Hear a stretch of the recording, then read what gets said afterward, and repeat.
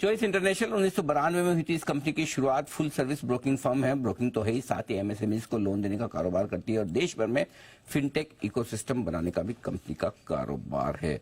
आइए आपकी मुलाकात करवाते हैं हम कंपनी के सीईओ अरुण पोद्दार साहब हमारे साथ इस वक्त स्टूडियो में हैं। आप सी इंस्टीट्यूट के फेलो मेंबर हैं, एसके पाठोदय एंड एसोसिएट्स में आप पार्टनर रहे हैं और साथ ही फाइनेंशियल सर्विसेज, गवर्नमेंट एडवाइजरी और मैनेजमेंट कंसल्टिंग में पोद्दार साहब की महारत है।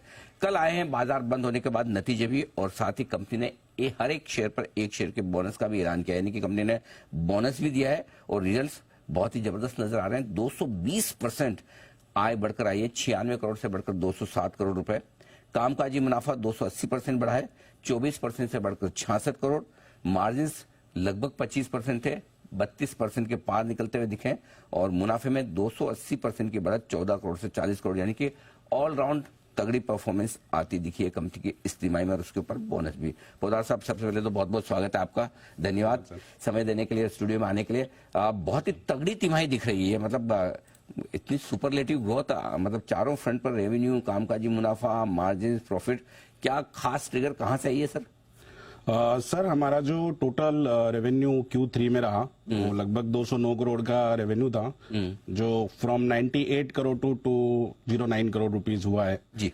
एबिटा 69 करोड़ है क्वार्टर का, जो 26 करोड़ से 69 करोड़ हुआ है, और पैट है जो 40 करोड़ रुपीस है। सर हमारा जो टोटल रेवेन्यू स्ट्रीम है उसमें हमारे 3 रेवेन्यू स्ट्रीम्स है। Okay. One is broking and distribution, second is advisory and third is NBFC division. Okay. 59% revenue comes from the broking and distribution, 30% revenue comes from the advisory services and 11% का revenue लगभग अपना NBFC services से आता है। Okay, मतलब 3 है आपकी, खाली ब्रोकिंग नहीं है सर? नहीं सर, अगर आप देखेंगे तो एडवाइजरी का भी एक डिसेंट कंट्रीब्यूशन है in terms of revenue and in terms of EBITDA and PAT also. Okay, so broking से आपका कितना बिजनेस आ रहा है, वहां किस तरह की ग्रोथ दिखी है इस क्वार्टर में? सर ब्रोकिंग में भी हमने तीनों जो हमारे वर्टिकल्स, उन तीनों वर्टिकल्स में डिसेंट ग्रोथ है। हम ऑन एन एवरेज लगभग 100% की ग्रोथ तीनों एक्टिविटीज में कर रहे हैं। लगभग 160 करोड़ का बिजनेस अपना एडवाइजरी साइड हुआ है। और तो एडवाइजरी साइड में अगर आपको थोड़ा सा डिटेलिंग में अगर मैं आपको एक्सप्लेन करूं तो बेसिकली एडवाइजरी में हम गवर्नमेंट एडवाइजरी के प्रोजेक्ट्स करते हैं। ओके। सो इंफ्रास्ट्रक्चर कंसल्टिंग एक विंग है हमारा, जिसमें हम गवर्नमेंट के जितने भी इंफ्रास्ट्रक्चर प्रोजेक्ट्स हैं उनमें हम गवर्नमेंट को असिस्ट करते हैं। अच्छा। आज के दिन हमारे पास लगभग 630 करोड़ रुपए की ओपन ऑर्डर बुक है। ओके। जो हमें अगले 24 से 36 महीनों में एग्जीक्यूट करनी है।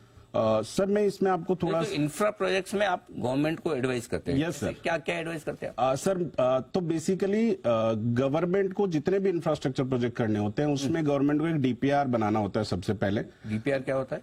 डिटेल प्रोजेक्ट रिपोर्ट बोलते हैं सर। तो गवर्नमेंट का कोई भी जो एस्टिमेशन स्टार्ट होता है वो DPR से होता है। तो सबसे पहले DPR बनता है, उसके बाद कॉन्ट्रैक्टर हायर होता है और उसके बाद PMC होती है, उसकी प्रोजेक्ट मैनेजमेंट कंसल्टिंग होती है। ओके। ओके। हम DPR और प्रोजेक्ट मैनेजमेंट कंसल्टिंग के प्रोजेक्ट करते हैं सर। हमारा जो शॉर्टलिस्टिंग क्राइटेरिया, हम सेंटर और स्टेट गवर्नमेंट के जो मिशन प्रोजेक्ट्स है उन्हीं को टारगेट करते हैं। ओके। तो अगर आप देखें तो मेरे पिछले 3 सालों में हमने जल जीवन मिशन पे काफी अच्छा काम किया है। हम लगभग 60,000 करोड़ के प्रोजेक्ट की डायरेक्ट मॉनिटरिंग कर रहे हैं। अच्छा। और 60,000 करोड़ के प्रोजेक्ट की DPR और मॉनिटरिंग हम कर रहे हैं। और जैसे मैंने आपको बताया सर, 620 करोड़ रुपए की जो ओपन ऑर्डर बुक है वो अगले 24 से 36 महीने में आएगी। 630 करोड़ जो आप बोल रहे हैं, ये फीस का, ये फीस पार्ट है सर। ये चॉइस जो हमारी एक सब्सिडरी है चॉइस इंटरनेशनल लिमिटेड में, उसकी सब्सिडरी में 620 करोड़ रुपए की इनकम अगले 24 से 36 महीने में आएगी। अच्छा। और क्योंकि ये काफी ग्रोइंग सेक्टर है, जिस तरीके से गवर्नमेंट का नेशनल इंफ्रास्ट्रक्चर पाइपलाइन है, तो अगर आप देखें तो लगभग 1.43 ट्रिलियन का गवर्नमेंट का इंफ्रास्ट्रक्चर पाइपलाइन है। ओके। और किसी भी इंफ्रास्ट्रक्चर प्रोजेक्ट में आज के दिन DPR और PMC से कंपल्शन एक्टिविटी। अच्छा। तो अपन बोल सकते हैं कि जो भी गवर्नमेंट के इंफ्रास्ट्रक्चर पे स्पेंडिंग होगा उसमें कहीं ना कहीं हम उसके पार्टिसिपेटिव या कहीं ना कहीं हम उसके स्टेक होल्डर्स बने रहेंगे। अच्छा। तो अगर मैं इन शॉर्ट अगर ये समझूं पोद्दार साहब की, समझिए अगर बजट में कुछ ऐसे ऐलान आते हैं कि भाई सरकार जल जीवन मिशन पे या कुछ और तरह के जो ये प्रोजेक्ट्स हैं जो सोशल सर्विसेज वाले या इंफ्रास्ट्रक्चर प्रोजेक्ट्स पे, रोड प्रोजेक्ट्स पे, इन पे ज्यादा खर्च कर रही है, तो वो डायरेक्टली इनडायरेक्टली आपके बिजनेस के लिए फायदा? Correct sir. तो डायरेक्टली अपने लिए बेनिफिट भी है क्योंकि हमें एक नया विंग, नई चीजें स्टार्ट करने को मिलती है।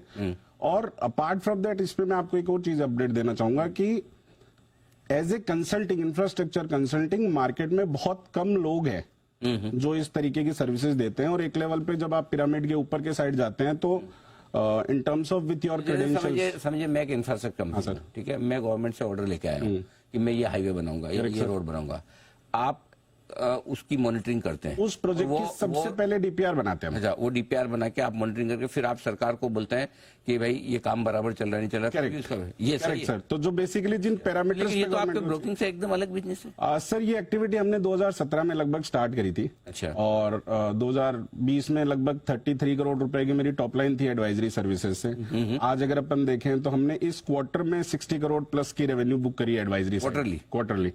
और हम इस साल में लगभग 200-225 करोड़ के आसपास की टोटल रेवेन्यू एक्सपेक्ट कर रहे हैं ओनली फ्रॉम एडवाइजरी साइड। अच्छा, एक चीज बताइए, तो क्या आपका ये बिजनेस आने वाले 2-3-5 साल जो भी आप क्या आपकी ब्रोकिंग से बड़ा हो सकता है? सर हम टारगेट लेके चल रहे हैं कि 26-27 में इक्विटी का मतलब ब्रोकिंग डिस्ट्रीब्यूशन और एडवाइजरी का दोनों का जो कंट्रीब्यूशन है वो इक्वल होगा।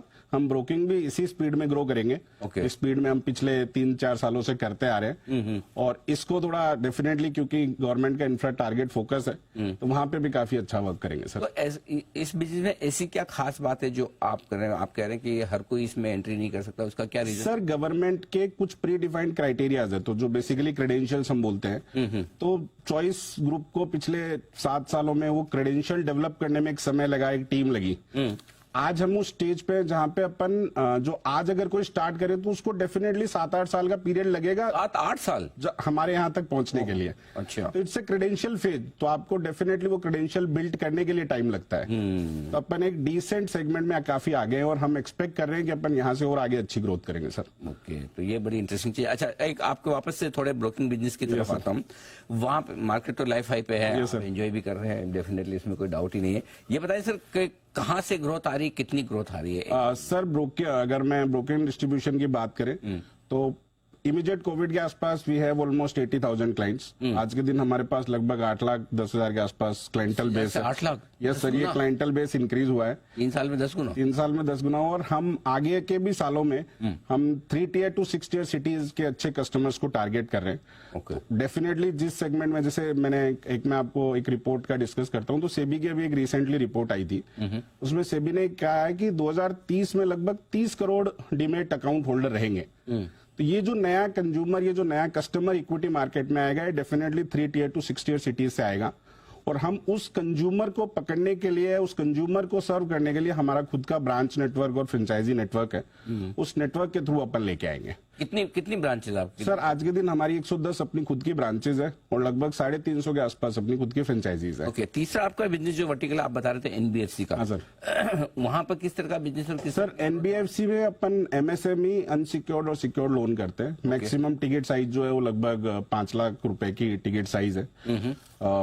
मेजॉरिटी बुक जो है वो प्रायोरिटी सेक्टर लेंडिंग में है, ताकि जो गवर्नमेंट के जो टारगेट्स है फाइनेंशियल सर्विसेज और फाइनेंशियल इंक्लूजन से रिलेटेड, उस टारगेट बेस को सर्व किया जा सके।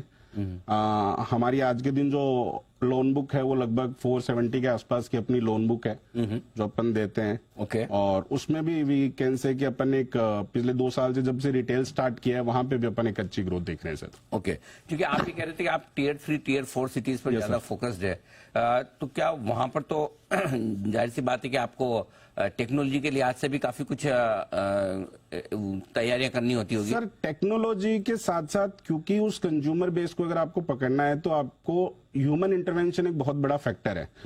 जो आप मेट्रो सिटीज और फर्स्ट ईयर सिटीज की अगर अपन बात करें तो कंज्यूमर बहुत ज्यादा टैक्स हेवी है। कंज्यूमर एग्जीक्यूट भी ट्रांजेक्शन वहां करता है। बट जब आप 3 टियर टू 6 टियर सिटी में जाएंगे तो आपको एजुकेशन पे बहुत इन्वेस्ट करना पड़ेगा, लोगों की अवेयरनेस ग्रो करनी पड़ेगी। और जब आप लोगों की अवेयरनेस ग्रो करेंगे तो वहां से एक अच्छा कंज्यूमर और एक अच्छा customer base we are expecting. आखिर